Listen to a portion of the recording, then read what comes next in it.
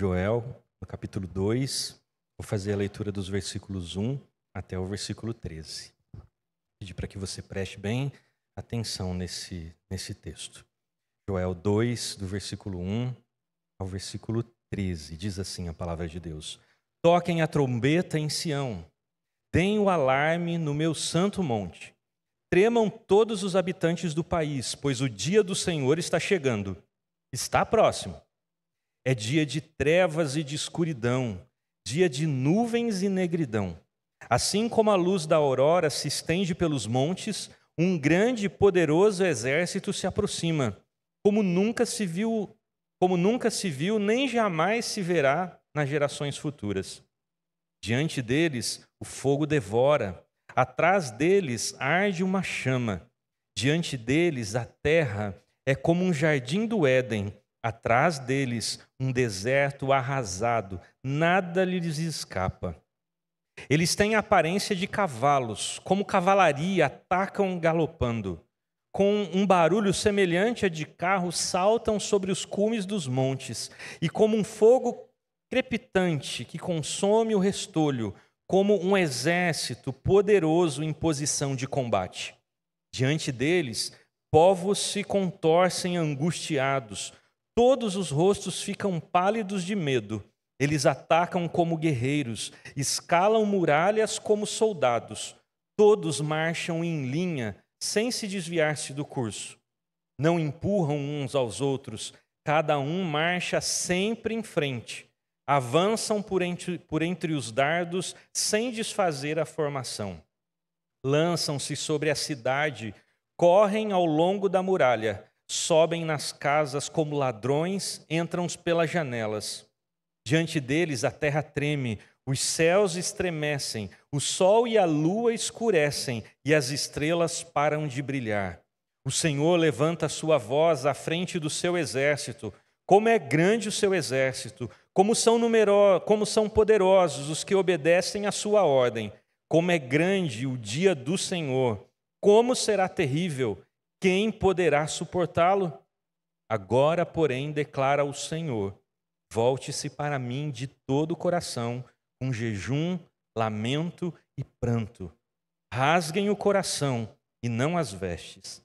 Voltem-se para o Senhor, o seu Deus, pois Ele é misericordioso e compassivo, muito paciente e cheio de amor.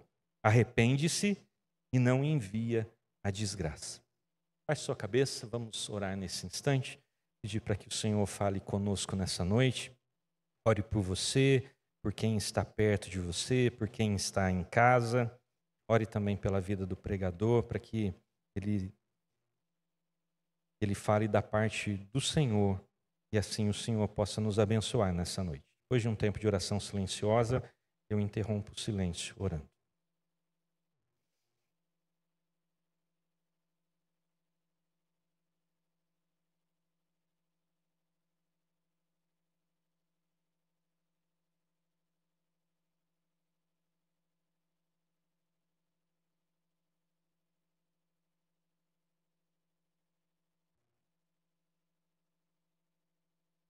Senhor, nós mais uma vez colocamos-nos diante de Ti em oração nessa noite.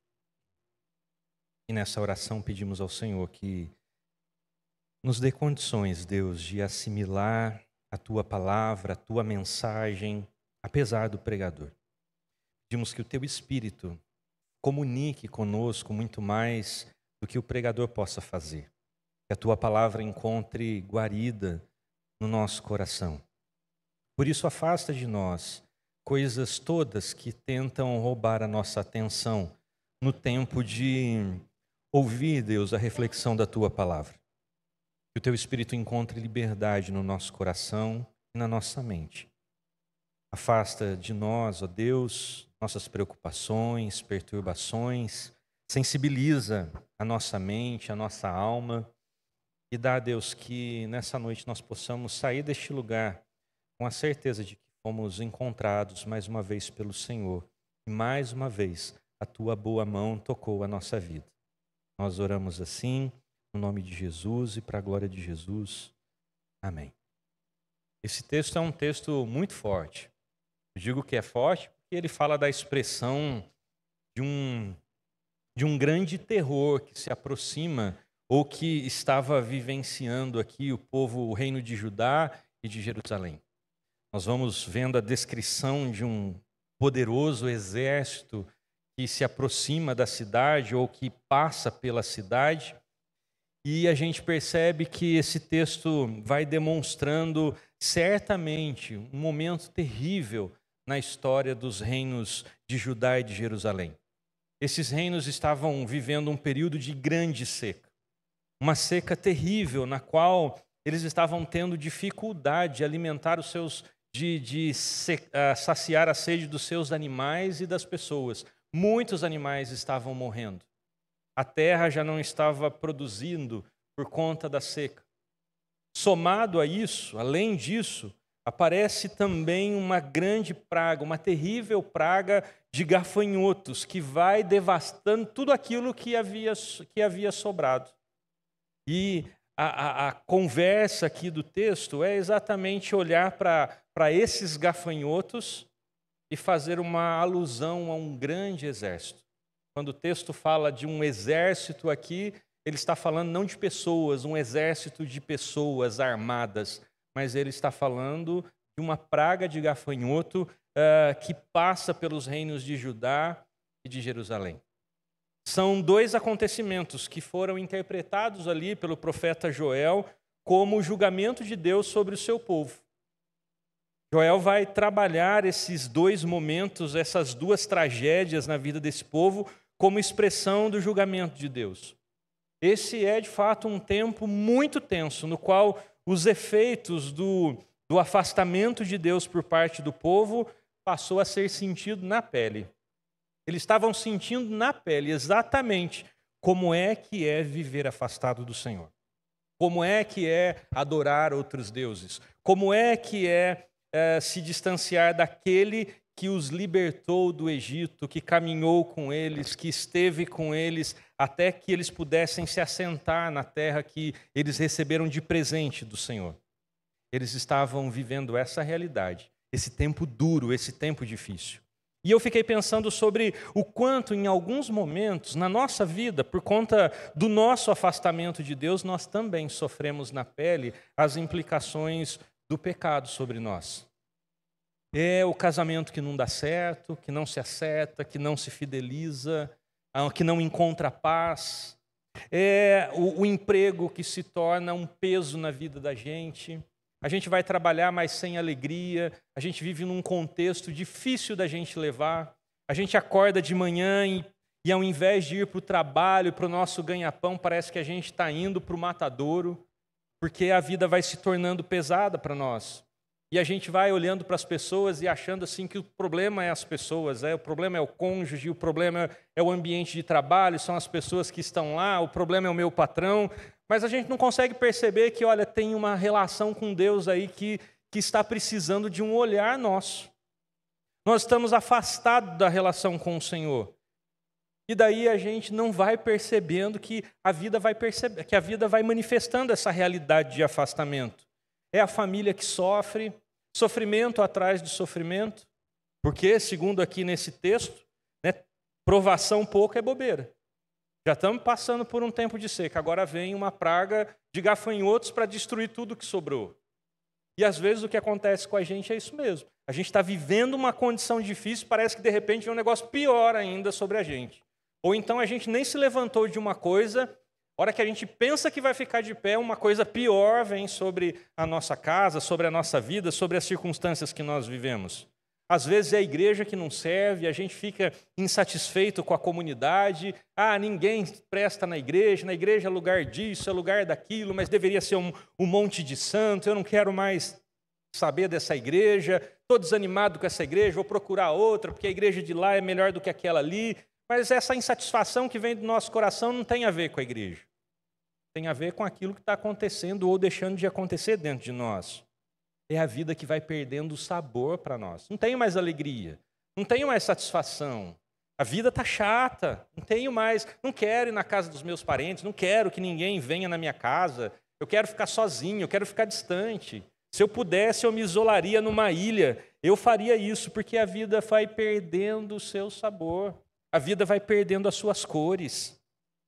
E por conta disso, dessa relação de afastamento de Deus, essa nossa relação que às vezes nos leva a um caminho de pecado, ela às vezes nos faz sentir culpa e vergonha. Culpa e vergonha que também nos fazem nos afastar do arrependimento. Consigo pedir perdão, porque eu estou envergonhado por aquilo que eu fiz. Deus não pode me perdoar por conta daquilo que eu fiz. E aí, então, para a gente poder evitar o reconhecimento dos nossos pecados, olhar para nós e começar a pensar, mas eu é que não ando com fidelidade com Deus. Eu é que deixei de orar faz muito tempo. Eu é que deixei de estudar as Escrituras faz muito tempo. Para a gente não olhar para a gente não trazer a responsabilidade sobre nós, do nosso afastamento de Deus, do nosso romance com o pecado, nós responsabilizamos a Deus. Nós começamos a pensar, olha, Deus só pode estar me punindo. Olha, Deus, Ele deve estar pensando, Ele deve estar pesando a mão dEle sobre mim.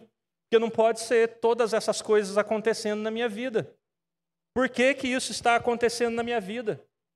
A gente começa a achar que, olha, Deus se afastou de mim. Ele não quer saber de mim. Deus está me desprezando. Não consigo mais sentir a sua presença. Ele não quer mais nada comigo. O que foi que eu fiz? Aonde foi que eu errei? O que esse Deus quer comigo? O que esse Deus espera de mim? Eu já vou na igreja, já dou o dízimo, já participo dos ministérios da igreja. O que mais que Ele quer? O que mais que Ele está esperando? Estou fazendo de tudo para ser fiel, estou fazendo de tudo para atender aos seus mandamentos. O que Ele quer? Porque é mais fácil pensar assim, falar assim, orar assim, do que a gente bater no nosso peito e dizer, Senhor, me perdoa. Porque eu tenho levado a minha vida espiritual empurrando com a minha barriga. Senhor, me perdoa, porque eu estou mais vendido aos meus pecados do que conectado com o Senhor. Senhor, me perdoa, porque o meu prazer não está na lei do Senhor e eu não medito nela dia e noite. O meu prazer está nas minhas coisas, o meu prazer está no meu trabalho, o meu prazer está no meu dinheiro, o meu prazer está nas coisas que trazem prazer para mim. Porque isso é difícil mesmo para o humano. No contexto lá, nós encontramos um povo sofrido, um povo verdadeiramente angustiado, um povo que está lá lamentando a sua situação em que ele se encontra. Mas, ao mesmo tempo, mesmo parecendo justo o sofrimento, mesmo parecendo justo a sua angústia, quem não se sentiria em sofrimento numa situação como aquela? Quem não se sentiria angustiado numa situação parecida com aquela que aqueles povos estão vivendo? Qualquer pessoa, talvez eu e você nas nossas lutas, mas é um povo que está sofrendo, é um povo que está angustiado, é um povo que está lamentando a sua situação, o momento no qual está vivendo, mas é um povo que não está fazendo movimento nenhum na direção do Senhor.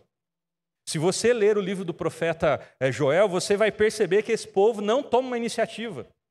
É Deus que tem que levantar o profeta, chamar o profeta e dizer, vai lá e fala com esse povo. Vai lá e abre o entendimento desse povo. Porque se depender desse povo, eles não vão se arrepender dos seus pecados. Eles não vão reconhecer que eles estão errados. Eles não vão olhar para mim e dizer assim, Senhor, nós pecamos. Senhor, nós nos levantamos contra Ti. Senhor, nós abandonamos a Tua palavra. Senhor, nós deixamos as Tuas leis. Esse povo não vai fazer isso. Então, Joel, vai lá e diz para esse povo, porque esse povo não dá nenhum passo na minha direção.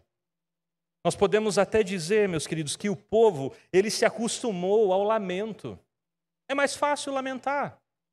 É mais fácil a gente se colocar como vítima das situações, das circunstâncias da vida. Isso facilita demais a nossa vida.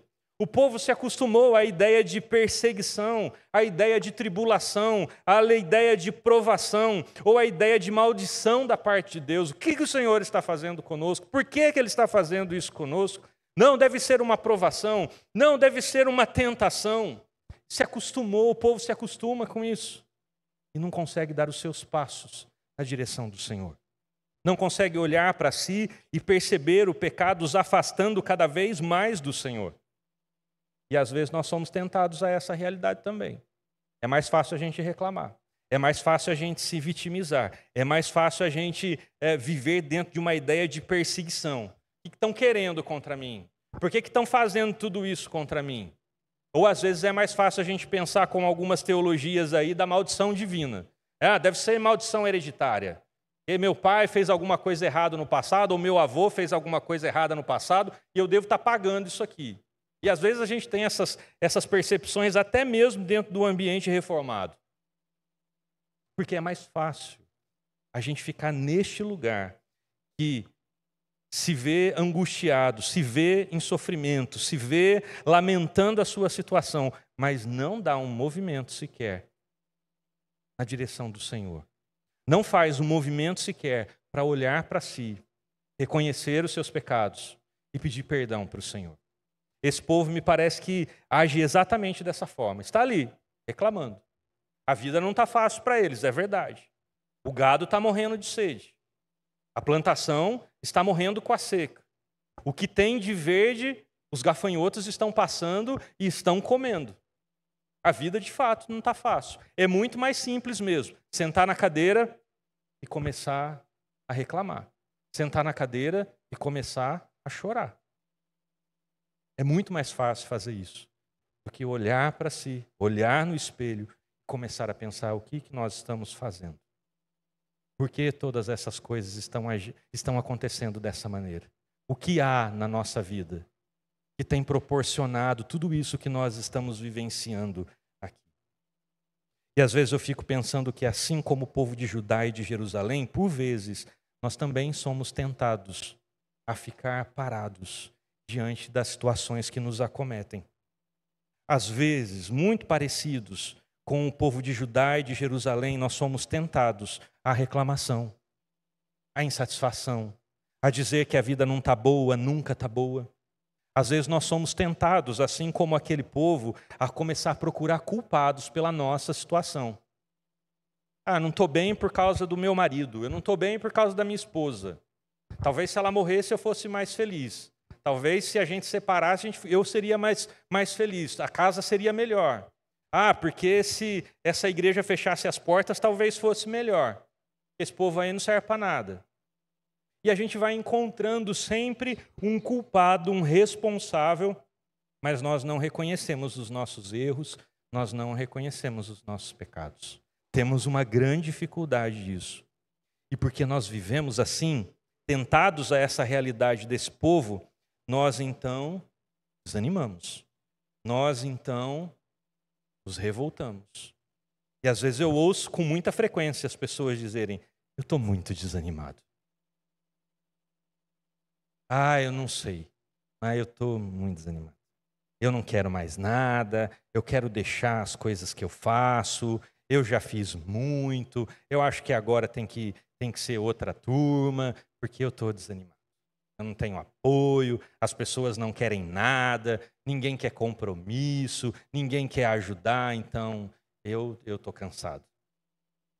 Vou dizer para você que em mais de 15 anos pastoreando a igreja, eu já ouvi essa frase, já nem sei quantas vezes, de muitas pessoas.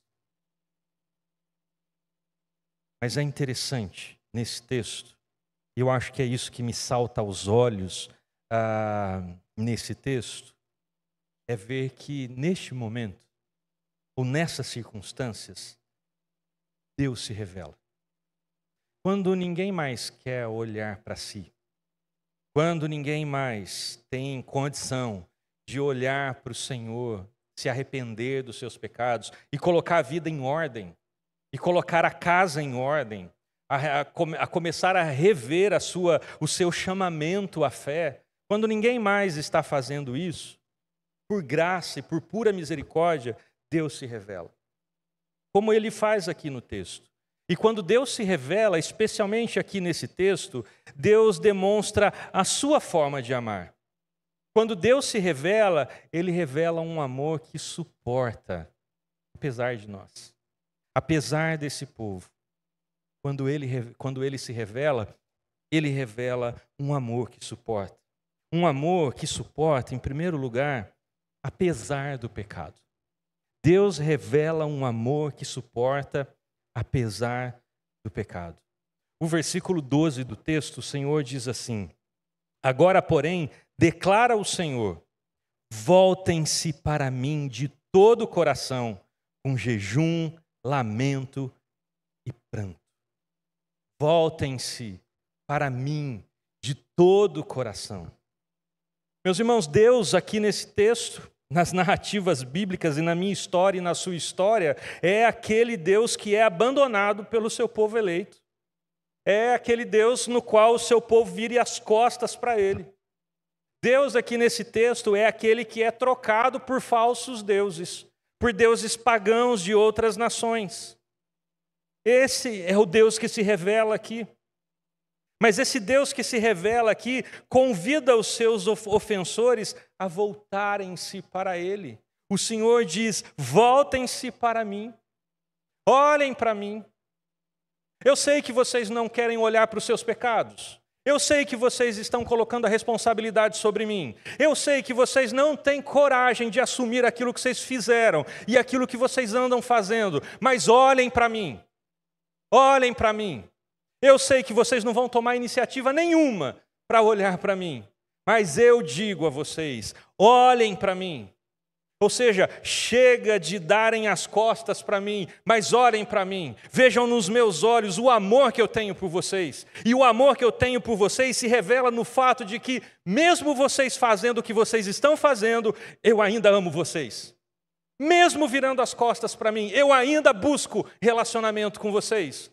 Mesmo vocês me traindo como estão me traindo, eu ainda volto os olhos para vocês e quero que vocês olhem para mim, porque eu quero salvar vocês, porque eu quero restaurar vocês, porque eu quero tirar vocês de um lugar de desânimo. Mas olha para mim, olha para mim.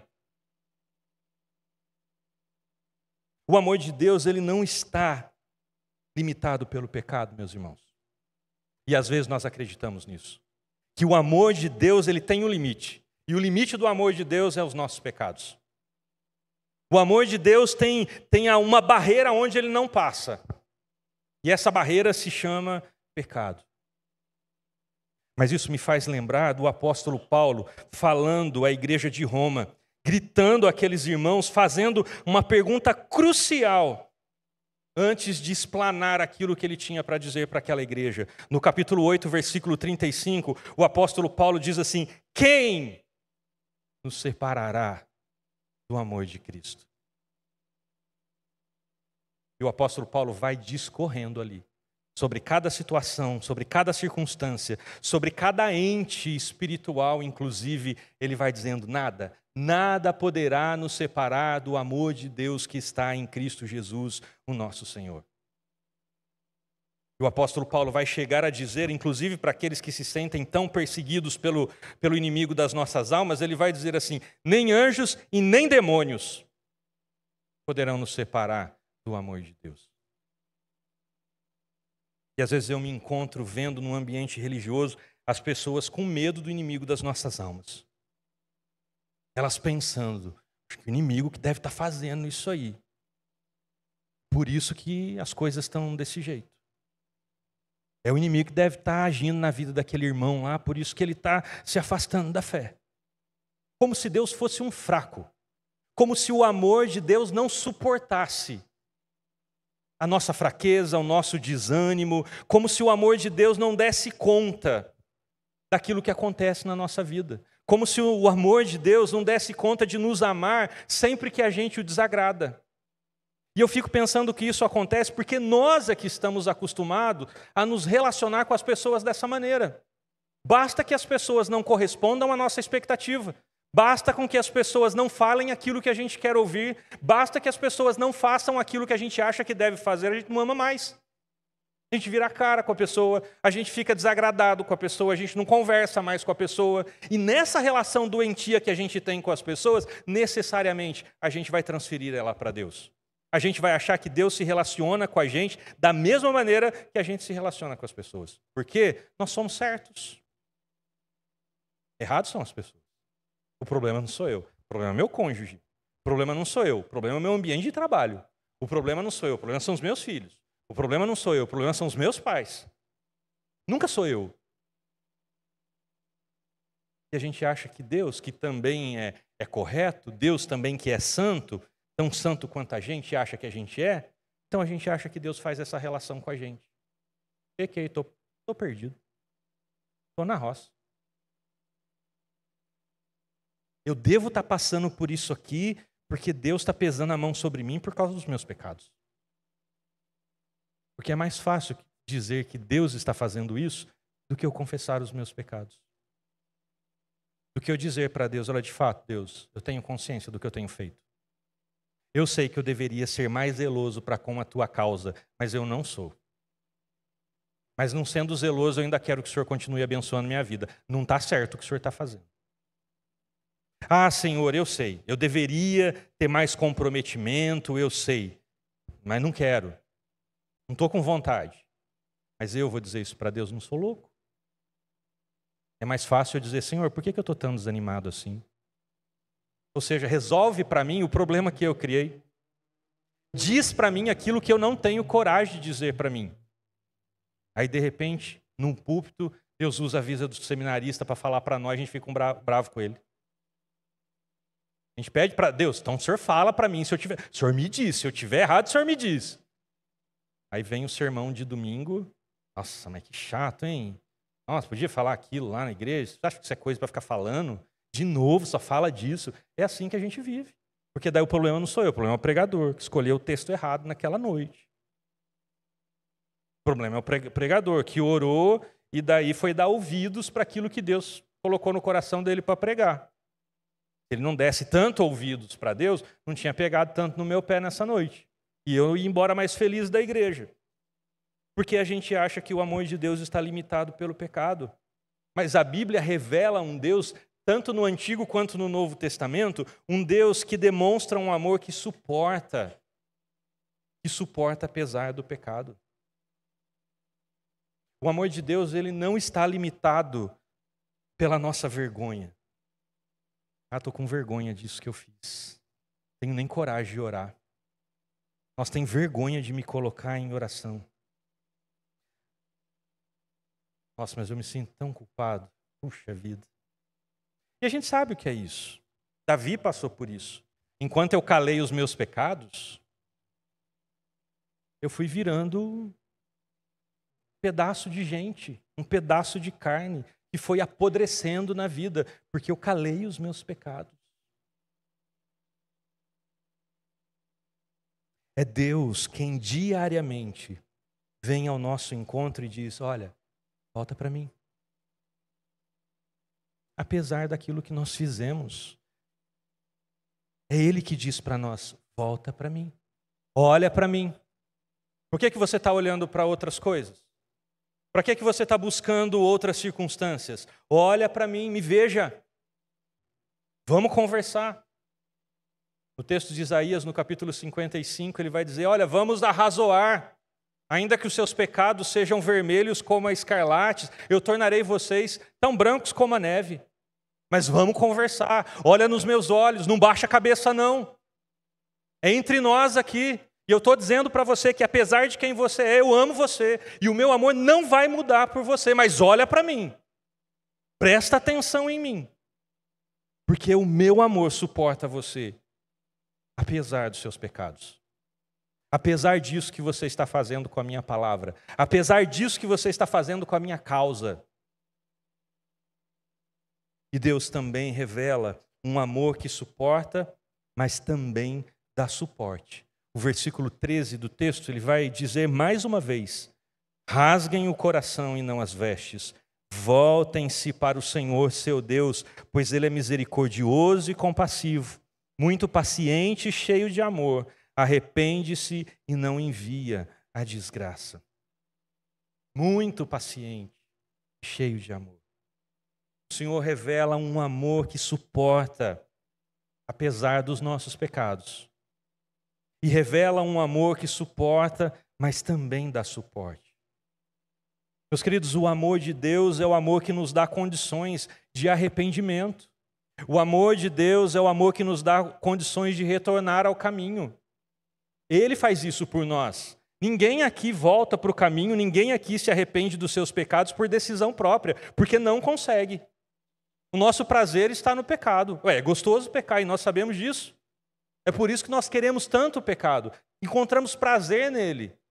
Mas é o amor de Deus operado em nós que faz com que nós nos arrependamos, que nos leva ao arrependimento, que nos leva ao retorno do caminho todas as vezes que nós nos desviamos, todas as vezes que nós nos afastamos.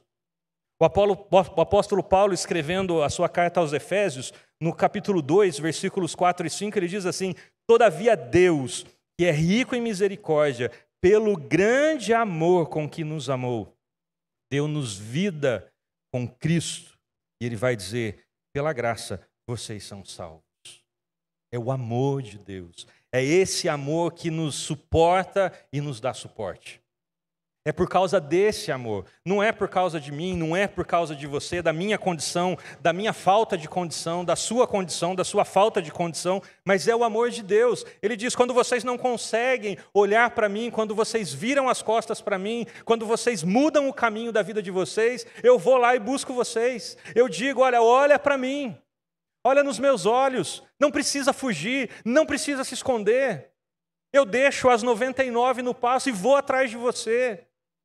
Se a dracma se perde, eu vou lá e procuro até eu encontrar. Porque pelo mínimo valor que ela tenha, para mim ela tem valor. Para mim ela é importante. O que é uma ovelha diante de 99? Qual o prejuízo do pastor do rebanho? Uma ovelhinha. Mas para esse pastor do qual nós estamos falando nessa noite, essa ovelhinha tem muito valor. E ele vai atrás. Porque ele tem o seu amor, suporta os nossos pecados, os nossos desvios, as nossas andanças, as nossas palavras, os nossos pensamentos, os nossos abandonos. Esse amor suporta, ele não quebra, ele não falha, ele continua amando. E esse amor nos dá o suporte que nós precisamos, porque é por sua rica misericórdia, é por causa do seu amor, do grande amor com o qual ele nos amou, que ele nos deu vida. E que ele continua nos oferecendo vida diariamente. Nós não somos atores e nem os autores da nossa salvação, diz a palavra de Deus. O autor e consumador da nossa fé é única e exclusivamente o nosso Deus, que é misericordioso. Como diz o próprio texto aqui do profeta Joel, muito paciente, cheio de amor, compassivo, misericordioso. Cair em si, meus queridos, reconhecer aonde a gente errou, arrepender-se do pecado, isso não é um movimento natural do ser humano, mas é um movimento da graça sustentadora, do amor de Deus que nos dá o suporte, à medida que Ele opera em nós, vai nos conduzindo a voltar a Ele. Por isso eu posso dizer para você nessa noite que há esperança, para mim e para você. Porque talvez nessa noite nós tenhamos mais uma oportunidade de Deus dizer para nós, viu, olha para mim. Por que você está olhando para outras coisas? Por que você está buscando coisas que você não vai encontrar nessas outras coisas? Olha para mim. Volte os seus olhos para mim. Portanto, se você estiver esperando sentir um momento especial na sua vida, aquele momento que vai arrepiar o seu corpo, aquele momento que talvez você vai ter uma santa iluminação, para que então você possa andar com Deus, para que então você possa voltar-se a Deus, porque você já dele está afastado, tome muito cuidado. Se você está esperando isso. Se você está esperando aquele momento no qual os céus vão se abrir, e daí você vai ouvir aquela voz especial que o apóstolo Paulo ouviu no caminho de Damasco, tome muito cuidado. Muito cuidado. Porque pode ser que por conta dos seus pecados você nunca sinta nada. Você nunca ouça nada. Você nunca perceba nada. E daí talvez você possa se perguntar, pastor, mas então o que fazer? Como é que eu faço? Eu fico pensando que a única coisa que talvez a gente possa fazer é ouvir a instrução bíblica com seriedade. Talvez a única coisa que a gente possa fazer é levar a sério que as Escrituras são a palavra de Deus. Para Jerusalém, para Judá, mas também para mim e para você. Volte-se para mim. Talvez a única coisa que a gente possa fazer é dar ouvidos àquilo que Deus está repetindo nesse texto e nessa noite. Não eu, mas o próprio Deus. Volte-se a mim. Mas faça isso de todo o seu coração. Mas volte-se. O que mais você precisa? O que mais precisa acontecer na sua vida para que você entenda que o amor de Deus é um amor que suporta você apesar dos seus pecados? Apesar de quem você é, esse amor ainda suporta você. Deus continua te amando. O que ainda falta? Do que mais você precisa para entender que o amor de Deus é um amor que suporta e dá suporte para que a gente possa viver a nossa experiência da fé sem termos de passar por situações que trazem tanta angústia ao nosso coração? A Bíblia está dizendo, é Deus quem está falando àquele povo, e creio eu, está falando para nós nessa noite, para você nessa noite, que Deus conhece muito bem. Olha, volte-se para mim. Para com essa vida. Isso não está levando você a nada. Olha como está o nosso relacionamento. Você se afastou de mim. Você já não ora mais como você orava. Você não busca mais a minha face como você buscava. A única maneira de te colocar de joelhos na minha presença é quando você perde a mão das coisas que você está fazendo. Quando chegam as crises na sua vida, é o único momento. É quando a gente oferece o que está restando para o Senhor. Mas a boa notícia da palavra de Deus é que até o que está restando, Deus quer receber de nós para que Ele possa restaurar.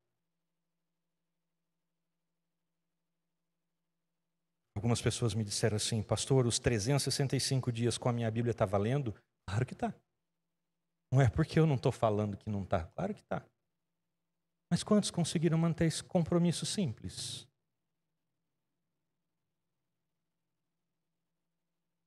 Quantos se colocaram na possibilidade de ouvir dia após dia aquilo que Deus está falando aos homens e mulheres da Bíblia, mas que também nos desafia a pensar sobre o que Ele quer falar para nós?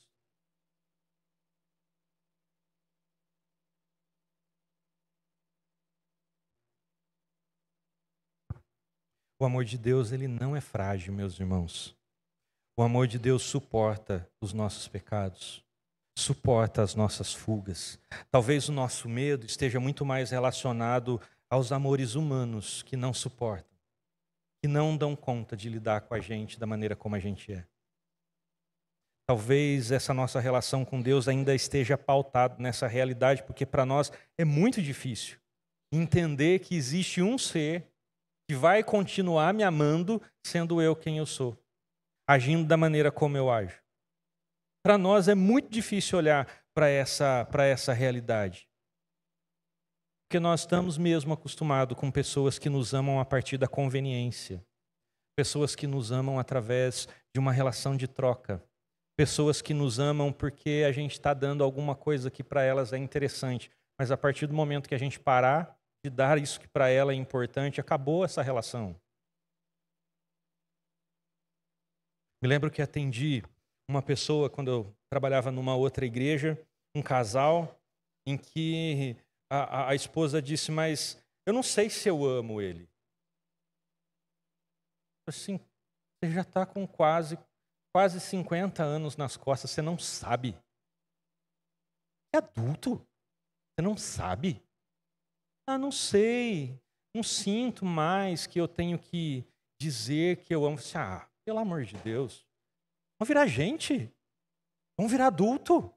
Que relação que é essa? Não sei mais, porque agora a gente vive uma outra...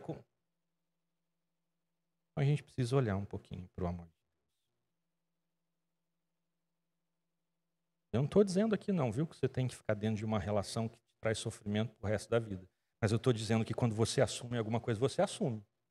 Você pode errar uma vez, mas na segunda vez você não pode mais. Você já é adulto o suficiente para entender o que é que significa uma relação. Posso errar com o primeiro filho, mas com o segundo não posso. Quem só tem um, está livre. Não posso.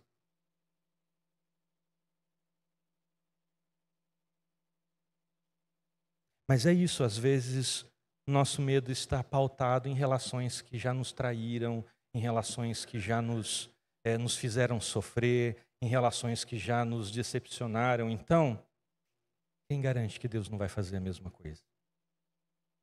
Quem garante? Que a minha vida não está um mar de rosas, então pode ser que seja a mesma coisa. Mas Deus está propondo para esse povo um outro tipo de relação.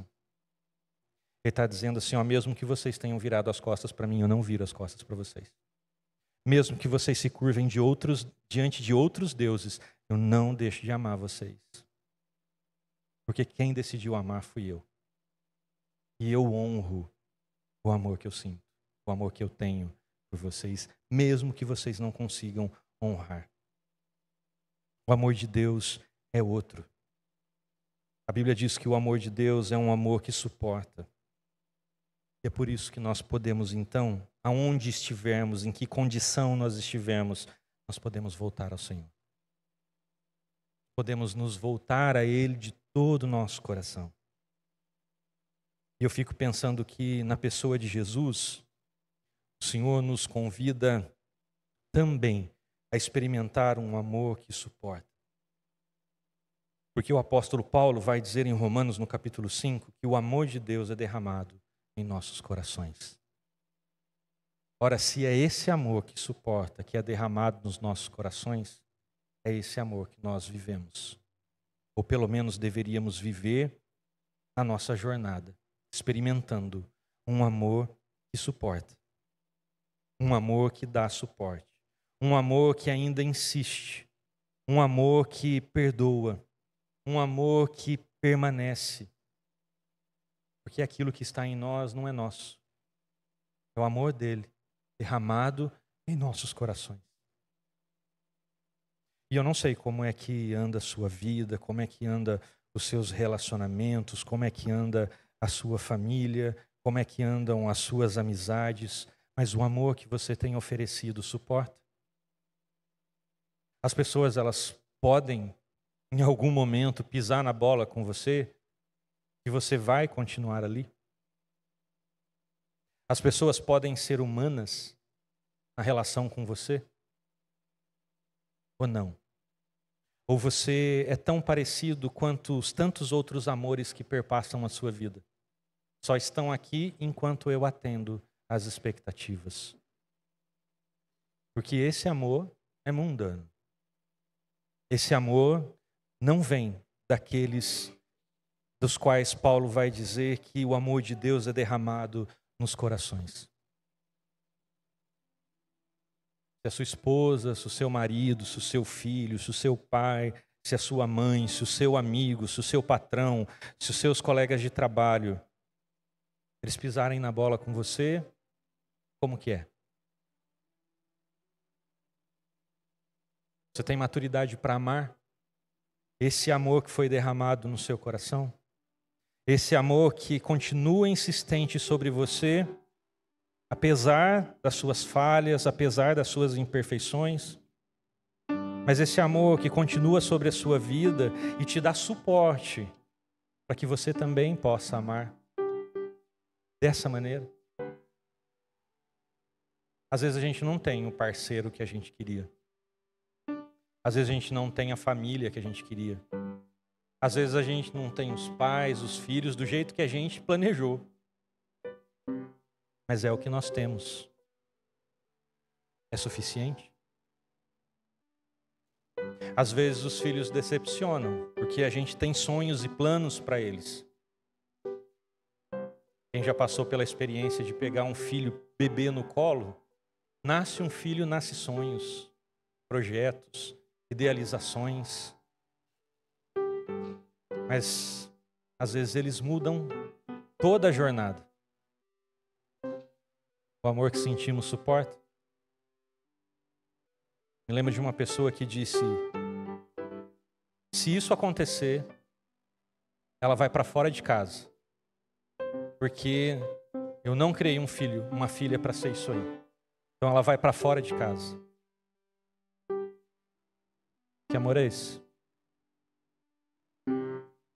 Que só existe quando o outro atende às minhas expectativas.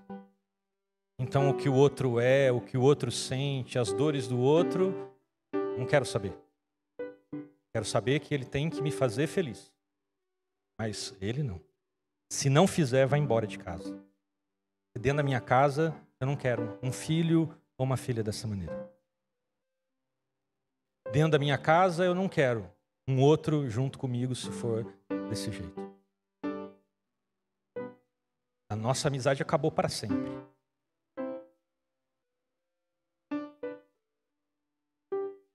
Irmãos, o que eu estou falando nessa noite é essa expressão da qual o Evangelho me parece, e talvez você possa entender que eu esteja errado, mas que o Evangelho me parece transformar essa nova criatura, criada em Cristo Jesus.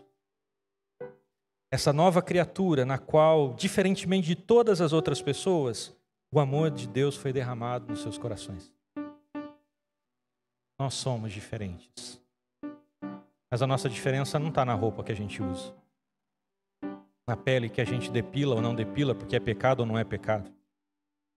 A nossa diferença não está no nosso vocabulário polido. A nossa diferença não está porque a gente vem numa igreja e participa das vivências dessa igreja. A nossa diferença está porque o amor de Deus foi derramado nos nossos corações.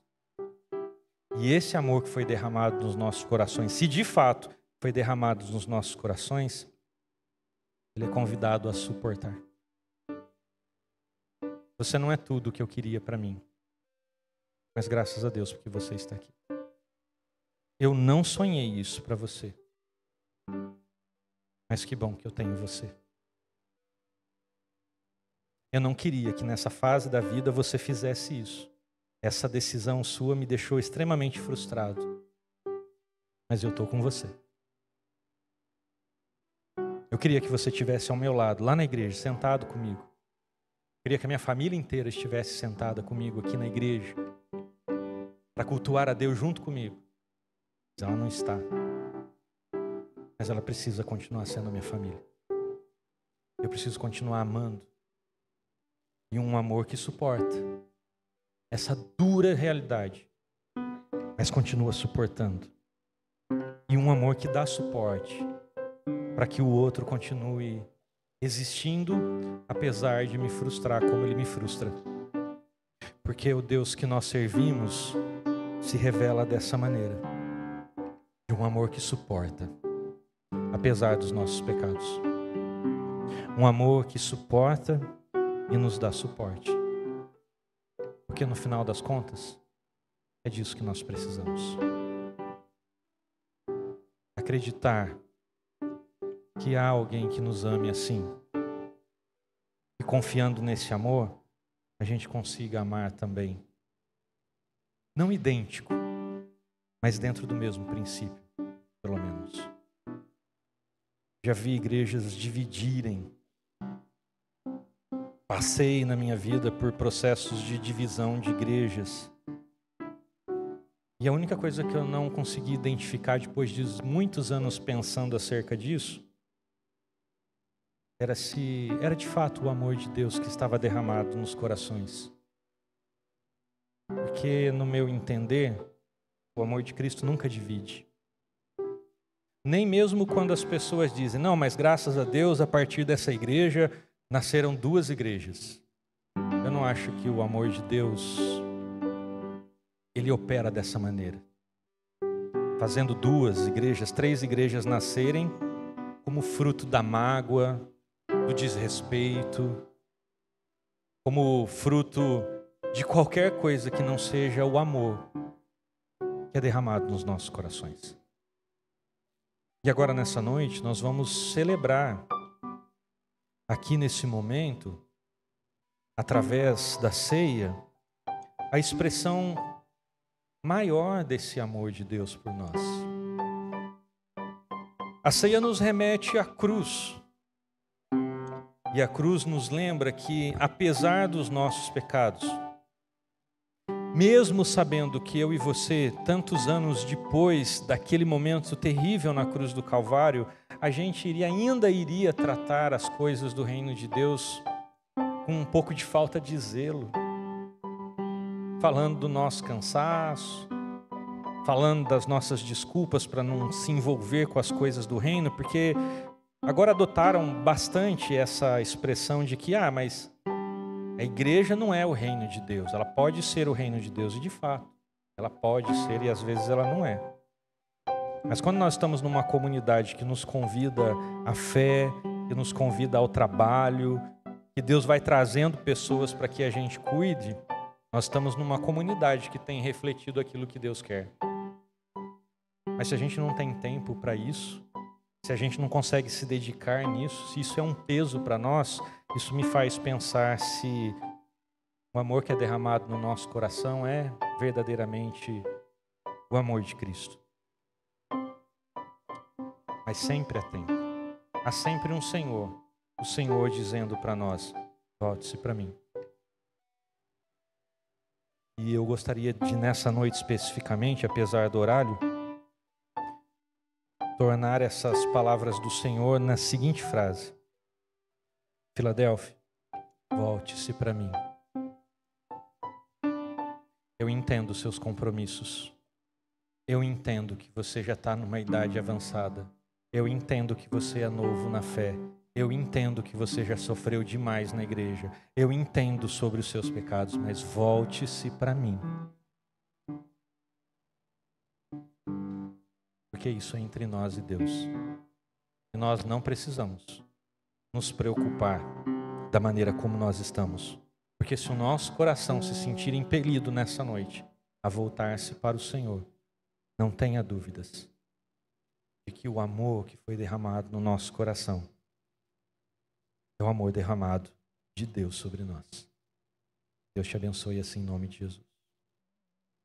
Nós vamos cantar o hino.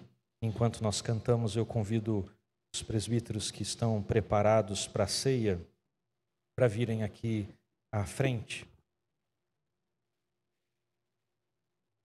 Minha liturgia. Que número que é, Paula?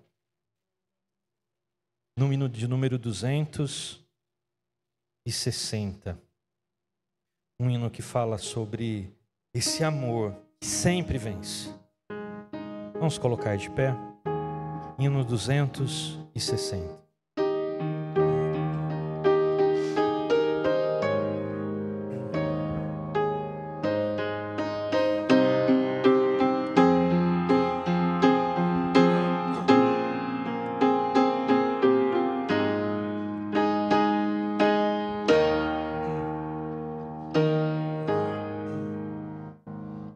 Amor que por amor desceste.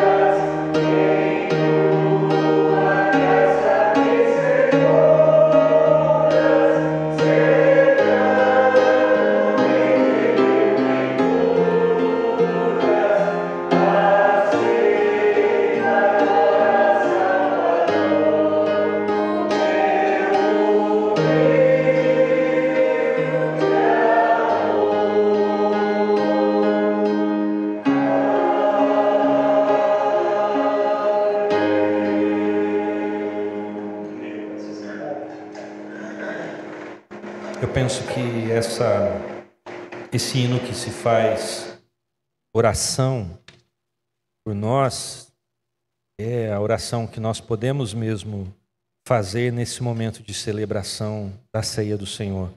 Expressão de um amor gracioso, expressão de um amor paciente, expressão de um amor que transborda em misericórdia, que nos alcança oferecendo perdão, nos alcança nos dando suporte para que nós possamos continuar trilhando na jornada da fé.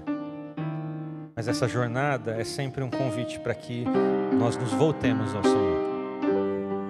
Por isso, participar nessa ceia, nessa noite, é a expressão mais nítida de que, de fato, os nossos olhos querem voltar-se ao Senhor. É a expressão mais clara de que nós reconhecemos que nós temos falhado, mas nós queremos acertar o nosso passo na direção do Senhor. Então, mais uma vez nessa noite, eu quero convidar você a um tempo de oração silenciosa, de confissão de pecados.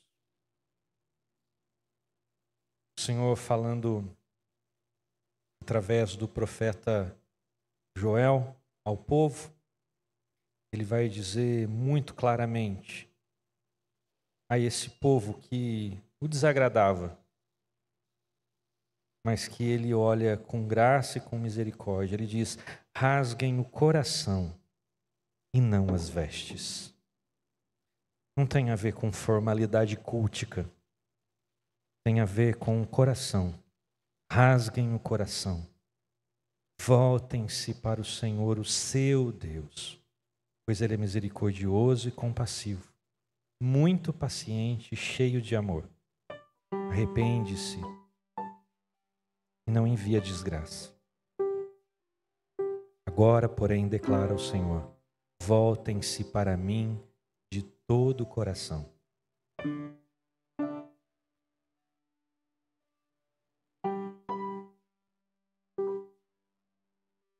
Senhor, no nome de Jesus, nós erguemos as nossas vozes, os nossos pensamentos em oração. E pedimos que o Senhor estenda os teus ouvidos, Deus, para a oração que se faz aqui neste lugar. O Senhor conhece a condição de cada vida. O Senhor conhece as nossas lutas, os nossos pecados secretos. Nós temos desagradado ao Senhor com a vida que vivemos, seja aqui neste lugar, seja fora deste lugar. Mas Deus, quando a Tua voz nos chama, nós Te louvamos porque nós podemos ouvir.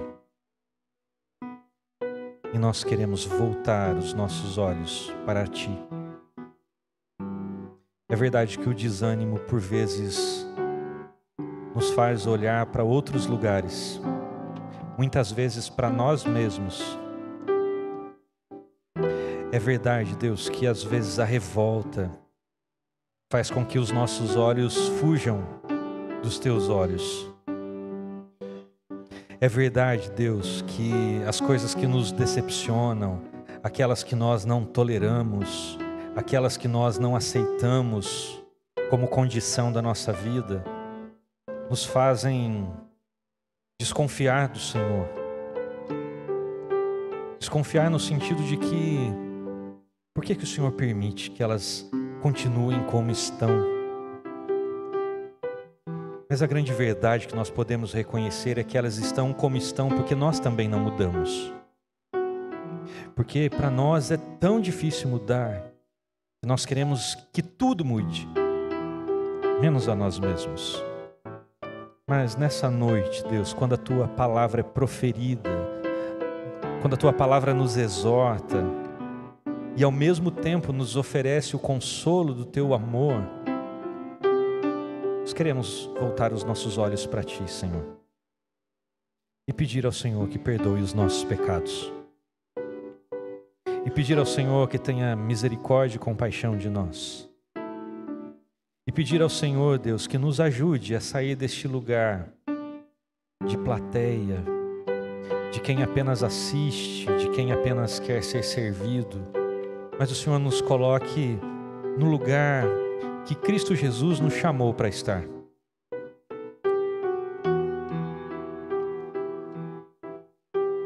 Porque bem-aventurado é aquele que serve, bem-aventurado é aquele que perdoa, bem-aventurado é aquele que recomeça, bem-aventurado é aquele que se responsabiliza com as coisas que faz e as decisões que toma. Então torna-nos bem-aventurados nessa noite pela Tua palavra e pela ação poderosa do Teu Espírito, no nome de Jesus e para a glória de Jesus. Amém. O Senhor Jesus, na noite que foi traído, tomou o pão, partiu e disse: este é o meu corpo que é dado por vós, expressando o seu amor por nós. Ele diz: comam dele todos, assumam esse compromisso de comer dele todos e façam isso em memória de mim. Ele também diz: esse é o cálice da nova aliança no meu sangue, derramado em favor de muitos, para a remissão dos pecados. Bebam dele todos e façam isso em memória de mim, porque o meu amor suporta e sempre suportará. Os presbíteros irão à igreja, aqueles que forem participar, por gentileza, coloque-se em pé, pegue o seu elemento, segure ele, assente-se e aguarde até que todos nós sejamos servidos.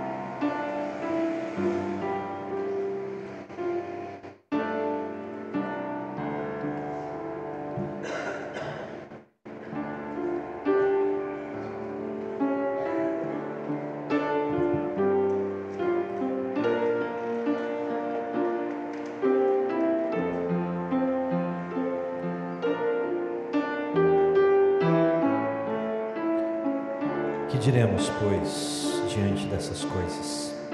Se Deus é por nós, quem será contra nós?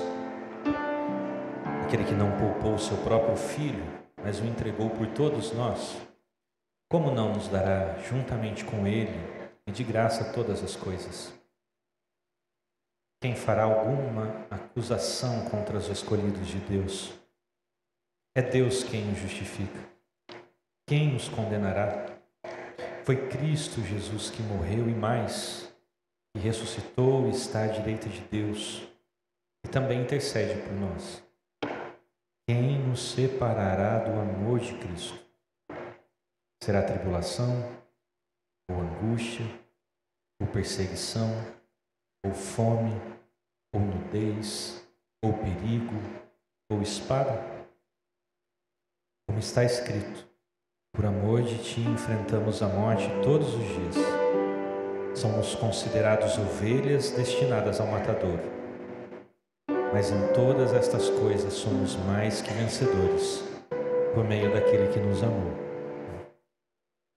Porque eu estou convencido de que nem morte, nem vida, nem anjos, nem demônios, nem o presente, nem o futuro, nem quaisquer poderes, nem altura, nem profundidade, nem qualquer coisa na criação será capaz de nos separar do amor de Deus que está em Cristo Jesus, nosso Senhor.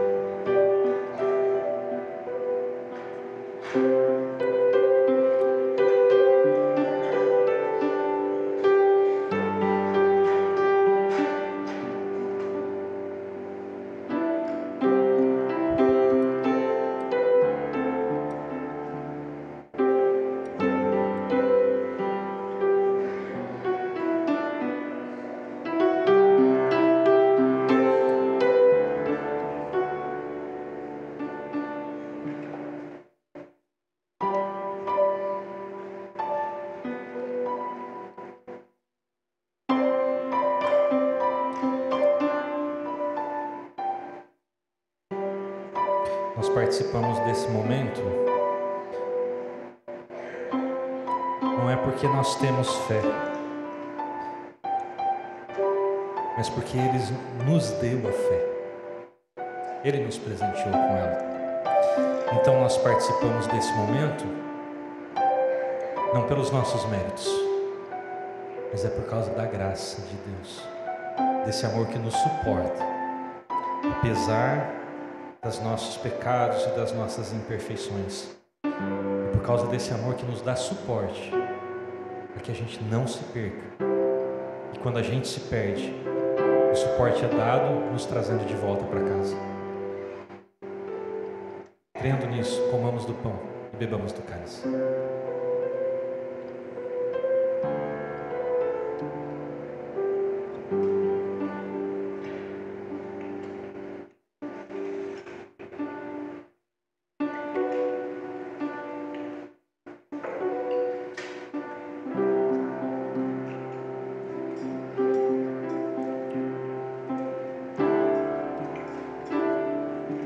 Vamos colocar de pé.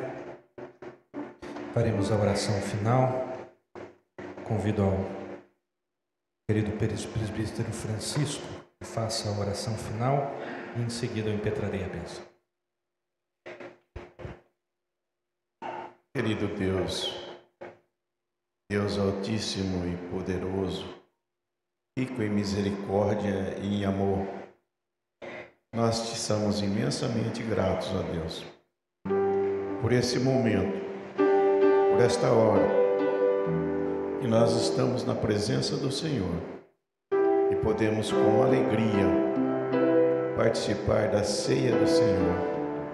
Ó Deus bendito, abençoe, Senhor, a cada um que nesta noite está na tua casa, Senhor, com um propósito único de adorar o Senhor na beleza da sua santidade, ó Deus. Senhor querido, olha para nós com misericórdia e ajuda-nos, ó Deus, com a tua vontade, com o teu querer, ó Pai. Que nós possamos, ó Deus, ser vasos que refletem o bom perfume de Jesus. Ó Deus, para o teu trabalho, Senhor. Para nós é um prazer muito grande, ó Deus, te louvar, te adorar, te bendizer, porque o Senhor é o nosso único e suficiente Salvador. Abençoa, Senhor, a vida desta igreja, a vida deste pastor, ó Deus, servo teu, a vida desse conselho, meu Deus. Em nome de Jesus, Senhor, nós te pedimos, ó Pai. Abençoa-nos e leva para os nossos lares, debaixo da ação bendita do teu Santo Espírito, em nome de Jesus, o nosso Salvador querido. Amém, Senhor.